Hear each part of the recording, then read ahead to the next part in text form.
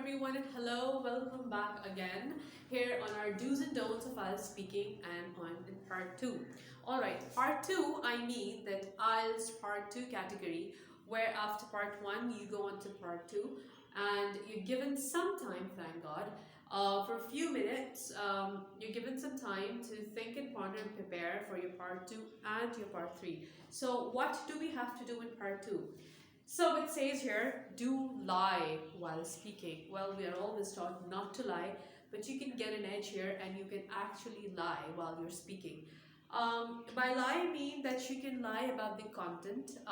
In part 2, there are different types of questions asked related to you.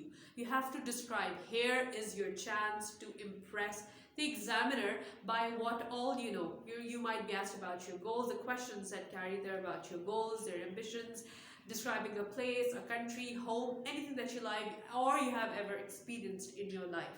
So here the examiner sees that how well conversed you are and what knowledge you have all of your surroundings and about yourself and life. Do not stop until you're interrupted by the examiner himself and you're asked a question. They might ask you a question or two. They're not interested, neither they're interested in your honesty, what you're supposed to tell, but they're interested in what you have to say and how you have to say it. So when we say do lie while speaking, it means that they don't care that who your favorite teacher was. They don't care if you have ever been to a beautiful country or have you ever lived in a beautiful place or what goals and ambitions you have. But they're interested in the diversity of the way you're speaking, the diversity of language that you're using.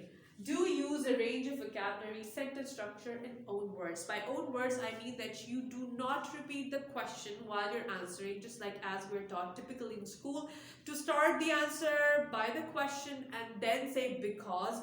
No, in IELTS, it's a different situation. You paraphrase.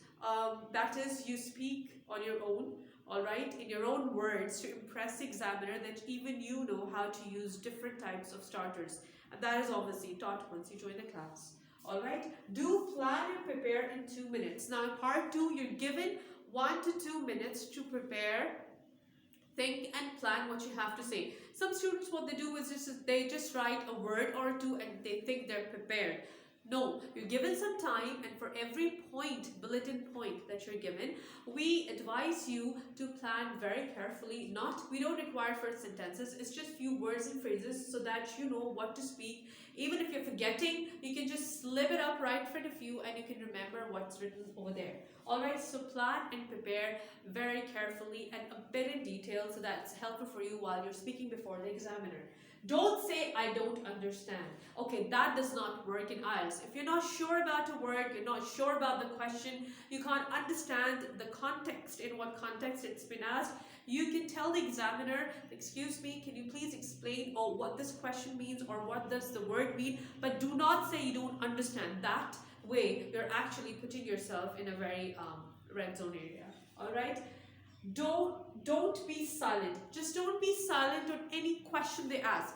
When the examiner interrupts you with a question, you can answer that question shortly and jump on to what you have to say. They want to see the eagerness and all the content, what you have to give to the examiner in order to get a good band. Don't memorize the answers. Now, some of us, what they do is before they go alright for the speaking test, they memorize different types of answers and probably this will come up, so I'll speak this. If that question comes, I'm going to say this.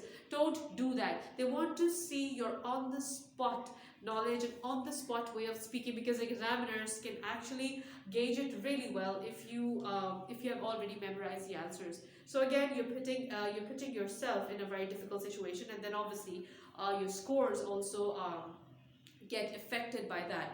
So we're just done with our speaking part of part 2, alright, and after you're done with your part 2, you directly jump on to part 3 questions, alright. You just keep on speaking before the examiner interrupts you.